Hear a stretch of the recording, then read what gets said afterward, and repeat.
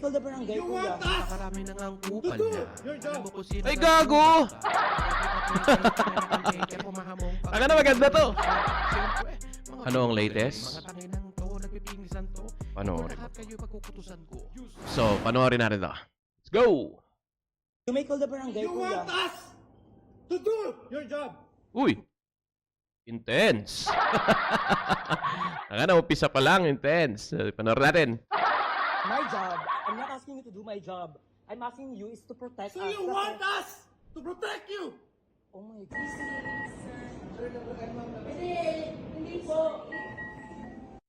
Wait. So, ano lang pala yung teaser lang pala yung pisa. Siguro ito yung pisa. Ito yung pinaka-umpisa. Let's go. And what?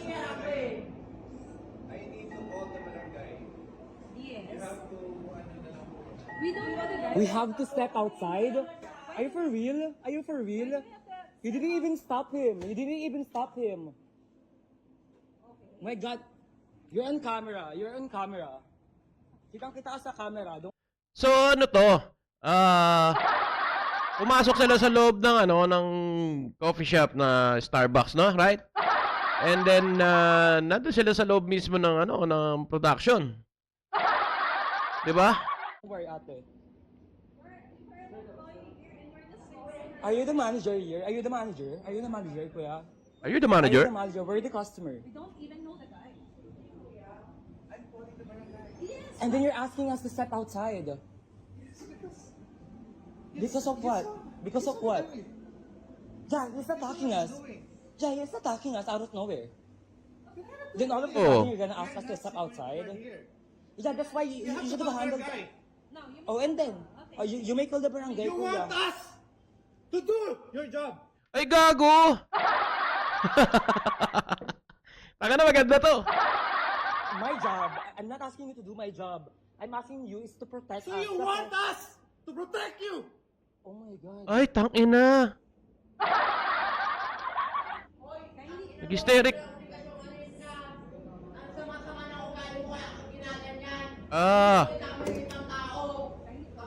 Okay.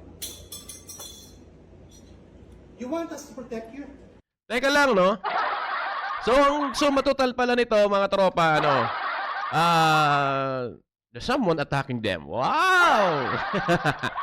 Hindi, para meron silang may isang tao na gustong manakit sa kanila or sinugod sila, ganon. And then, napunta sila dito sa coffee shop na Starbucks. Baka naman. Doon sila nagtago. So, instead of humarap sila, nagtago sila doon sa production, doon sa may pinaka-bar. And then, kinausap nila yung manager siguro na sinasabi rin nila na tumawag ng barangay para nga naman may taga-awat or may taga-pagpatupad ng kapayapaan. Diba? Pero yung ginawa ng manager, putang na, sinigawan pa sila. Diba? Ang sinabi pa sa Tagalog ay, ang gusto yung trabaho ba namin na yung trabaho inyo? Ganon. Diba? Tangan ng to, napaka-professional mga tropa. I'm not asking you to protect me kasi I just want you to leave the store. For what? Matadamay kami. Madadamay kayo? Sa loob ng store nyo? Ganun, kuya? Habang ina-attack kami sa loob ng store nyo? What do you want us to do? You can stop Gago. him from attacking us. Oo nga naman. How could I do that? How can I... Gago! Ikaw nga yung manager eh. Di ba? Kaya nga yung nilagay dyan.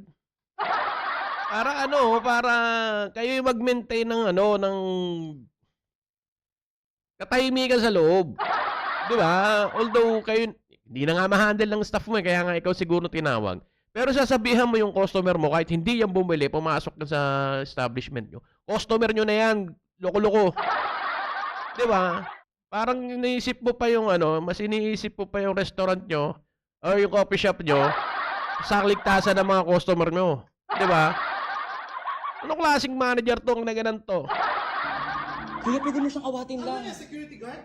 Oh, di ba? Hindi, kuya. Kasi kayo yung authorized dito mag-stop. Tama. Wow daw ang gago. Gago puta. Common sense. Yes, common sense. It should not even be on this side of the counter. Actually, Tama. he's being violent. Yeah, that's why we You won. need to call somebody. You don't come in the store and asking for help. But again, You're putting us in trouble actually. Kuya, di namin, again, sorry if sumigaw ako kasi natakot kami eh. Diba? Kasi I will call the barangay. I'm sorry, I don't honestly. I don't understand you either. Alright, thank you. Ay, kang ina. Wait. Since you're calling the barangay, you may not call the barangay and ask. And if you're encountering that, should have been the Diba? Hindi, may point din naman yung sinabi nung isang ano eh. Sinabi nung siguro foreigner yun na hindi kailangan kayo pwede basta-basta pumunta rito para maghanap,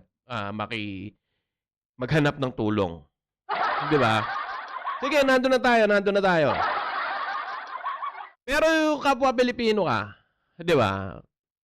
Ano man lang ba yung, sige, tumawag ka nga ng barangay. Di ba? Wala naman nagpunta eh. Sana man lang is inawat mo. Di ba? Ikaw yung nandyan bilang manager na bugok. Di ba? Na inawat mo man lang na, or wag kayo dito, kinakailangan sa inyo lalabas. Ganun. Wag nyo palalabasan yung, yung ina-attack.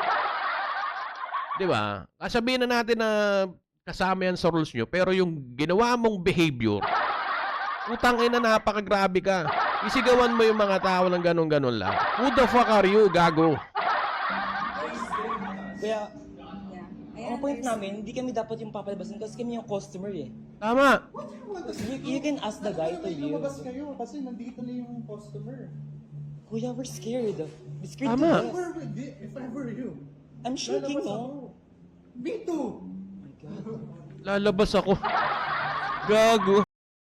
Alam nyo, ito, panawagan sa Starbucks Makati. Ganito ho ba yung mga hinahired yung mga manager na ang behavior ganyan? Siguro kung hindi pa iba-iba yan, baka mayroon pa siyang ibang ginanyan. Di ba? Pupunta ka ng coffee shop. Although kahit sabihin na natin na dumaan ka lang o naka-CR ka lang. Once you step inside your fucking feet, sa isang restaurant, customer ka. Di ba? Kung kahit humingi ka lang ng isang toothpick sa loob, customer ka.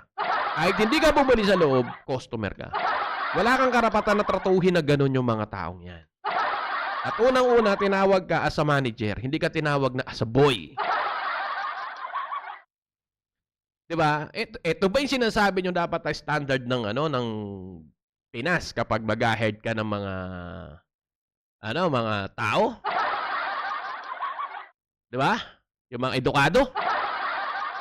Taka na mas magagaling pa makisama yung mga nasa tabi-tabi kaysa dito eh. Diba? Tapos makikita nyo magpa-public apology. Masama lang yung pinagdadaanan. Kasi ganto-ganto. Gago ka. Diba? Hindi ganyan magtrato ng customer.